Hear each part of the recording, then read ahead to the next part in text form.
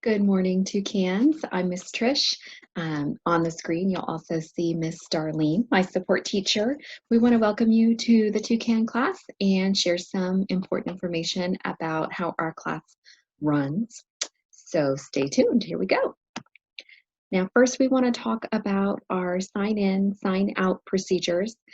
With Plan C, we will be entering through the playground gates for your temperature check and screening questions, and then arrive at our back door, and we will have a pink clipboard that you will fill out. So you'll find your child's name, you'll fill out the name of the person who is dropping them off, and a phone number where the responsible person that would like to get a phone call if something's going on at school, you'll leave their name and their number in the next box. You'll write down what time you're dropping off your child. Is it 9? Is it 9:05, 9:15? And then you will write the name of the person who is allowed to pick up your child. We recommend that you write as many names as you think are possible. If you're not sure if mom or dad is going to pick up, then always write both names. If you think there's a chance that your appointment might run long, go ahead and write down the next person that you would call to pick up your child. If you don't write down a name in this spot and someone comes to pick up the child that is not written down, then it is an office issue and we cannot release your child without permission. So it's important that you write down whoever you think might be coming to pick up your child. And then, of course, the last column is what time you will be picking up. Is it going to be 1 o'clock, regular dismissal, or is it going to be 2:30 for stay and play? If you are arriving after 9:20, then you will go to the front office door and they will accept your child at 9:30. So remember, the playground is open from 9 to 9:20 to come through the back door, and then after 9:30, you'll come through the office door. Also, a reminder, I mentioned in our conferences that I will have the blinds closed for the first week or two just to help with the motions in the class. So just know that I will do my best to share what's going on in the classroom so that you still have a good idea of what we're doing. In terms of communication, you'll receive an email from me every Sunday. For the most part, that's my goal. Once we can start entering through the hallways, Plan B and Plan A, you will be able to see the communication bulletin boards that we have. We'll share calendars, newsletter, what we're doing this week in the classroom, and any other important information on those bulletin boards. We also have hallway art displayed from the children, murals, that sort of thing. And we'll have an art cart that is out in the hallway at pickup every day for you to take the art home. You'll receive a monthly newsletter from both the Toucan class and from Lakewood Little People. And of course, we have a Lakewood Little People Facebook page that you can follow for updates, sometimes about weather or that reminders about meetings that might be happening that you're interested in. Our schedule is Monday and Tuesday, motor skills, Wednesday and Thursday, music and chapel, and then Friday we add in a bit of science and cooking. I may also add those in on Thursday if time is available. Each day, what is important for you to know is that we will create, move, sing, play, and discuss. Now, your child will arrive with a backpack to school. It should have a full change of clothes from top to bottom, including socks and shoes. It should include their lunchbox. And if you have notes or tuition, we ask that you hand those items to us. When they get into the classroom, we will work on unzipping the backpack and taking out the lunchbox. We'll also remove their snack and their water bottle. Now, talking about lunch, you do want to include 2 napkins. One is for the placemat and one is for wiping crumbs. We prefer that you send finger foods and containers that are easily opened by a 3-year-old. Especially during these times, the more that Darlene and I need to assist your child in helping to open their lunch items, the more we have to touch other people's things. So we want to reduce that as much as we can. So think about how your child is going to open their lunchbox items and if that's the best thing to send. We do encourage independence and self-care in our classroom, so we will be helping them with straws that go into containers, but teaching them how to put that straw in the container. Um, and other examples might be going and getting a pair of scissors to cut the yogurt tube open, since those things are so hard to get open. For your snack that you'll send each day, we want it to be a small snack, something that can be eaten in about 2 to 5 minutes. It is just meant to be a tide you over until lunch and a chance to sit down and rest for a minute. Um, some examples there, like an applesauce pouch, a small granola bar, something that, again, is easy to open, but also quick to eat. If you send a big Ziploc pouch full of Pirate's Booty, those kids are going to think that they need to eat the entire bag of Pirate's Booty, even if they don't really want it. So please be mindful of your serving sizes and what your child can eat in about 2 to 5 minutes. Now, I wanted to highlight some of the centers in our room, starting with circle and story time. We do have 2 circles during our day. The first circle is a math focus, and it's also where we choose our Toucan of the day, the one job that we have in our room. The theme of our math focus is the word sabotage, and sabotage is um, finding patterns, mostly mathematical patterns. So think about if you see a dice being rolled or what a domino looks like. Many of us as adults can see the domino and not have to count the number of dots. We can just tell by the pattern of dots what the number is, the number 3, the number 6. So that is sabotaging. And we are trying to help our students do the same thing. So they will roll a dice and then perform some different activities, whether it's building numbers with your fingers or looking for the numeral. We discuss colors and shapes. We review patterns, the A-B pattern, and then do an extension activity, whether it is on a number line, a tally mark, or a 10 frame. Now, our second circle is after playground, and that is when we do our read aloud.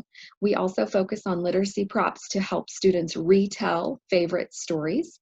Some of our favorite stories are Pete the Cat, or there was an old lady who swallowed a whatever. Those are easy to retell because they have predictable text, and students can retell them using small pictures or items. This is also when we will do show and tell, where we focus on oral communication in front of a group, as well as teaching and reinforcing important information for students. What are your parents' names? Where do you live? What are your siblings' names? Those sorts of things. Now, next up, we have our manipulative table. We refer to this table as the game table for the children. It always has 6 items, and those 6 items are comprised of a puzzle, a pattern or sequence, counting, fine motor, matching, or sorting. We use these games to introduce number sense, geometry, pre-writing, scientific skills, and logic. This picture that you have on the screen is most likely going to be our first game table for the first week of school. Our easel and art. At the easel, we want you to know that we don't just paint. We do use other mediums, chalk, markers, daubers, crayons, but we do often use paint. We do try to use different tools, whether it be feathers, brushes, sponges, stamps, and each day we change the color of the ink, the color of the paper, the tool that the kids are using, and those tools are also being used to help establish some fine motor skills using their hands and grip. In art, we have process-oriented art, which means that we are teaching the kids to be more creative and take the time to think about how they want to use the materials that are on the table. We often call them loose parts. It may not look like a lot to you, and that is kind of the goal. We don't want it to be product-based. I want everybody's art to look like this penguin. We are not trying to teach them how to follow the rules in art. We are trying to teach them how to enjoy the process of creating art. Our sensory bin is something that is tactile for the kids. It usually includes things like rice, um, beans. Eventually, after we come out of Plan C, it will have ice or water, sand, and then we will add different materials so that they can practice both fine motor skills using tongs, pouring skills using scoops and measuring cups. And this is a self-directed center. So kids are working together and sharing this bin.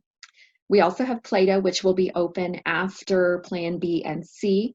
Again, developing fine motor skills. Play-Doh has a tougher texture and it allows us to build the muscles in our fingers and also to practice cutting. If you can cut Play-Doh, you can cut paper.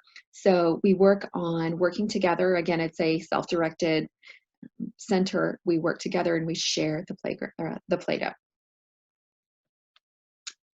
In dramatic play, we often see it as a kitchen. It can have kid dolls, it can have dress-up clothes. Right now, we are not using clothes on the dolls, but I've made little diapers for them. So we try to support cooperative learning in this center. Kids share it together and learn how to create and use their imaginations. We've seen the center used as a restaurant where kids are walking around with clipboards, taking orders and filling orders. We've seen it used as a doctor's office where kids are, again, walking around with their favorite item, the clipboard, and taking people's symptoms down, and even as a dentist office. So we tend to see it used in areas that the kids are spending the most of their time, so at home and in the doctor's office. Blocks, cars, and toys. This is where we have bins of items that the kids can retrieve at their leisure. We teach them to use and learn uh, sorry, I'm drawing blank here. Learn like physics and gravity. If you stack it this high, if you stack it this way, will it fall? How high can we get it? We work together to share the cars, and we change out those boxes. If it's the zoo theme this week, then we bring in some plastic zoo animals and see about creating a zoo. How would we do that? And really try to help develop the kids' imaginations in this area so that it's not just blocks and Legos. In our Discovery Center is where we have an inquiry each week. So this first week we have kind of a break, and we will be focusing more on our science experiment, which is called Runaway Pepper, where we learn that germs run away from soap. And that's why we should wash our hands with soap and water. But after that, we'll have a question like, does this make sound? Can you fix the light? Do you smell anything? Is it magnetic? So we try to focus on some science topics and also allow the kids to explore some scientific tools like microscopes, balance scales, hand lenses, color mixing colors. And also we have our garden outside, so we will be planting plants to keep our garden and try and attract some butterflies. We often plant tomatoes. We have planted corn before, and so we have the kids help us till that soil and also to get the grubs out of it so that they don't eat all the roots of our good plants that we plant. For allergies, we are still receiving new students. We have a couple of spots open in our classroom. So for now, there are no restrictions on the type of food that you can bring to school. We do ask in terms of illness that your child is fever and symptom-free for 48 hours before you send them back. And it would be nice to receive a call or text either to the office or to me. If you're not going to come to school, we do worry about you. For birthdays during Plan C, everything needs to be in an individual package. It cannot come from the bakery like at Kroger or H-E-B. So think fruit snacks or individual, like that you would purchase Rice Krispie treats, something that is individually wrapped. All right, that's it, folks. So we hope to see you on September 15th or 16th, whichever day is your first day. We want to remind you to bring your yellow form. If you have not already turned it in, it does have to be notarized to be accepted into school on the first day of school. Please bring your family photo, that 3x5 photo that we'll have up in the room, and be part of our show and tell.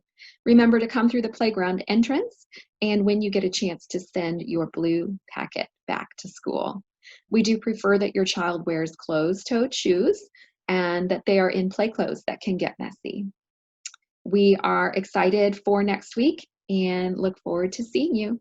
Bye, Toucans.